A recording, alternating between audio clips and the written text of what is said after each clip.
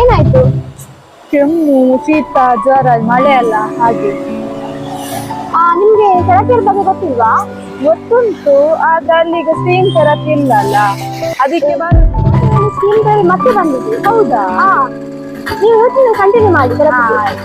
ಎಲ್ಲ ಪ್ರಾಬ್ಲಮ್ಗೂ ಆಗ್ತದೆ, ವೈರಸ್ಗೂ ಆಗ್ತದೆ, ಕೊರೋನಾಗೂ ಆಗ್ತದೆ, ಕೆಮ್ಮು, ಶೀತ, ತಲೆನೋವು, ಜ್ವರ ಎಲ್ಲ ಪ್ರಾಬ್ಲಮ್ ಕೂಡ ಆಗ್ತದೆ. ಇವತ್ತಿನ ಟ್ರೈ ಮಾಡಿ ಆಯ್ತಾ? ಬರ್ತೀರಿ ಇವಾಗ?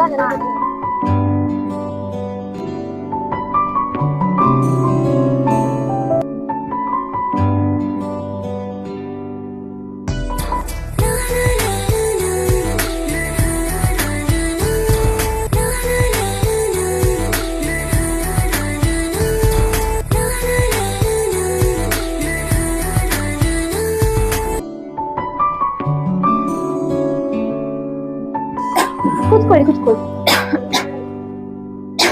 ಇದು ನಮ್ದು ಸ್ಟೀಮ್ ಥೆರಪಿ ಅಂತ. ಇದರೊಳಗಡೆ ಜೇಡ್ ಸ್ಟೋನ್ ಇರ್ತದೆ.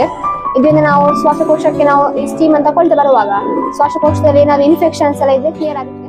ಮೇನ್ ಆಗಿ ಇದು ಜೇಡ್ ಸ್ಟೋನ್ ಇದು ಸ್ಟೀಮರ್. ಇದರೊಳಗಡೆ ಜೇಡ್ ಸ್ಟೋನ್ ಇರ್ತದೆ.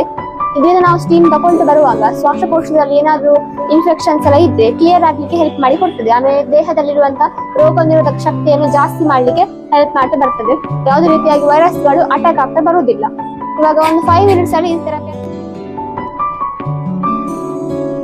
ಒಳಗಡೆ ಜೇಡ್ ಸ್ಟೋನ್ ಇರ್ತದೆ. ಅದೇ ರೀತಿಯಾಗಿ ವಿಟಮಿನ್ ಡಿ ಕಂಟೆಂಟ್ ನಿಮ್ಮ ಬಾಯಿಯೊಳಗಡೆ, ಮೂಗೊಳಗಡೆ ಎಲ್ಲ ಪ್ರವೇಶಿಸ್ತದೆ.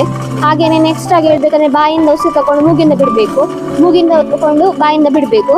ಸರಿಯಾಗಿ ಉಸಿರಾಟವನ್ನ ಮೇಲೆ ಕೆಳಗೆ ಮಾಡ್ತಾ ಕಾರ್ಕಳ ಸಲಾಕೆಯಿಂದ ಮಾತಾಡ್ತಿದ್ದೀವಿ. ಇವತ್ತಿನ ಸಿಚುವೇಶನ್ ಅಂತ ಹೇಳ್ಬೇಕಾದ್ರೆ ಕೊರೋನಾ ವೈರಸ್ ಮತ್ತೆ ಬಂದಿದೆ. ಅದೇ ರೀತಿಯಾಗಿ ನಮ್ಮ ಜೇಡ್ ಸ್ಟೀಮರ್ ಕೂಡ ಮತ್ತೆ ಬಂದಿದೆ. ಆದಷ್ಟು ಬೇಗ ನೀವು ಕೂಡ ಸಲಾಕೆ ಕಾರ್ಕಳಗೆ ವಿಸಿಟ್ ಮಾಡಿ ಈ ಒಂದು ಜೇಡ್ ಸ್ಟೀಮರ್ ಥೆರಪಿಯನ್ನು ನೀವು ಕೂಡ ಮಾಡಿಕೊಳ್ಳಿ. Thank you. ಮಾಡಿದೆ, ನೀವು ಕೂಡ ವಿಸಿಟ್ ಮಾಡಿ ಸೆರಕ್ಕೆ. Thank you ಸೆರಕ್ಕೆ.